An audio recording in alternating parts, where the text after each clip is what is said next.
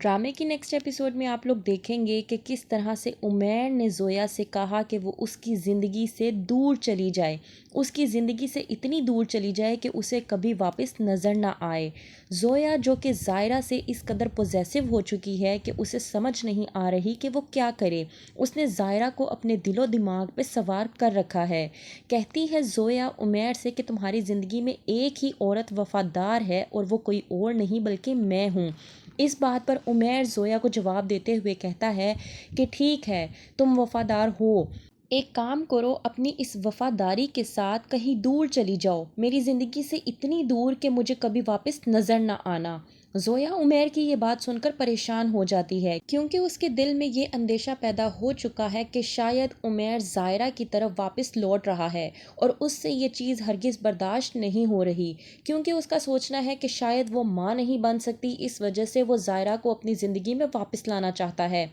دوسری طرف سعد جو کہ چاہتا ہے کہ وہ زائرہ سے شادی کرے، اسے اور کوئی چارہ نظر نہیں آتا، وہ جاتا ہے نسرین کے پاس اور نسرین سے جا کر بات کرتا ہے۔ کہتا ہے سعد نسرین سے کہ وہ اب مزید زائرہ کو کسی تکلیف میں نہیں دیکھ سکتا، وہ چاہتا ہے کہ زائرہ اپنی زندگی میں خوش رہے کیونکہ اسے بھی اپنی زندگی میں خوش رہنے کا حق ہے۔ میں آپ سے ایک بات کہنا چاہوں گا، اگر زائرہ عمیر سے خلا لے لیتی ہے تو میں وعدہ کرتا ہوں کہ میں زائرہ سے نکاح کرنے کے لیے تیار ہوں۔ نسرین سعد کی جب یہ بات سنتی ہے تو اسے بھی ایسے لگتا ہے کہ واقعی ہی میں زائرہ کو عمیر سے خلا لے لینا چاہیے۔ سعد کے جانے کے بعد نسرین بلاتی ہے زائرہ کو اپنے پاس اور پاس بلا کر بڑے ہی پیار سے اسے سمجھانے کی کوشش کرتی ہے اور کہتی ہے کہ تم سے میں ایک بات کہنا چاہتی ہوں، میری بات کا برا مت بنانا، اور جو بات میں تم سے کہنا چاہتی ہوں اس بات کو اچھے طریقے سے سمجھنے کی کوشش کرنا۔ زائرہ اس بات کو لے کر پریشان ہو جاتی ہے کہ آخر کار نسرین نے اس سے ایسی بھی کیا بات کرنی ہے۔ نسرین کہتی ہے کہ میرا مشورہ ہے کہ تم عمیر سے خلا لے لو۔ اس بات پر زائرہ پریشان ہو جاتی ہے کہ آخر کار نسرین اپنے ہی بیٹے کو لے کر اس طرح کی بات کس طرح سے کر سکتی ہے۔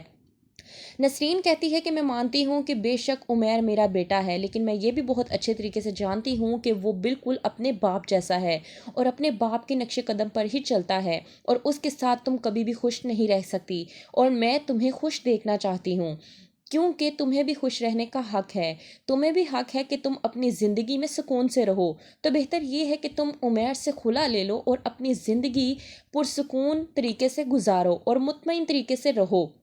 اس بات پر زائرہ پریشان ہو جاتی ہے اور نسرین کو کوئی بھی جواب نہیں دیتی۔ وہیں پر دوسری طرف زویا جاتی ہے میر زاہد کو پریشان کرنے کے لیے۔ جا کر زویا میر زاہد سے کہتی ہے کہ مجھے افسوس ہو رہا ہے کہ میری مامی بیوہ ہو چکی ہے۔ اس بات پر میر زاہد کو بے حد غصہ آتا ہے اور شوکنگ کے عالم میں آ کر کہتا ہے کہ آخرکار تم کیا بکواس کر رہی ہو۔ زویا کہتی ہے کہ میں کسی بھی قسم کی کوئی بھی بکواس نہیں کر رہی بلکہ وہ بات کر رہی ہوں جو سچ ہے۔ کیا آپ کو نہیں معلوم کہ نسرین مامی نے آپ کے خلاف خلا کا نوٹس بھیجا ہے؟ اس بات پر زویا کو بھی معلوم نہیں ہے کہ خلا کا نوٹس نسرین نے میر زاہد کو نہیں بلکہ زائرہ نے عمیر کو بھیجا ہے۔ میر زاہد یہ بات سن کر پریشان ہو جاتا ہے اور بغیر پیپرز کو کھولے ہی سوچ میں ڈوب جاتا ہے جو بات نسرین نے اس سے کہی تھی کہ زندگی میں جائیداد حاصل کرنے کے چکر میں جو کچھ بھی میر زاہد نے کیا اسے کچھ بھی حاصل وصول نہیں ہوا اور رہا تو پھر بھی وہ چوکیدار کا چوکیدار ہی۔ پہلے وہ ویسے چوکیدار تھا اور اب اپنے ہی بیٹے کی پراپرٹی کی چوکیداری کر رہا ہے۔ میر زاہد سوچ میں پڑ جاتا ہے کہ نسرین نے آخرکار یہ کیا قدم اٹھایا ہے، تو کیا ہوگا آگے جب پتہ چلے گا عمیر کو کہ زائرہ نے اس کے خلاف خلا کا نوٹس بھیجا ہے۔ کیا ہو جائے گی عمیر اور زائرہ کی ڈیورس اور ہو جائے گی زائرہ کی سعد کے ساتھ شادی؟ کیا ہوگا آگے مزید جاننے کے لیے دیکھتے رہیے ڈرامہ سیریل محروم۔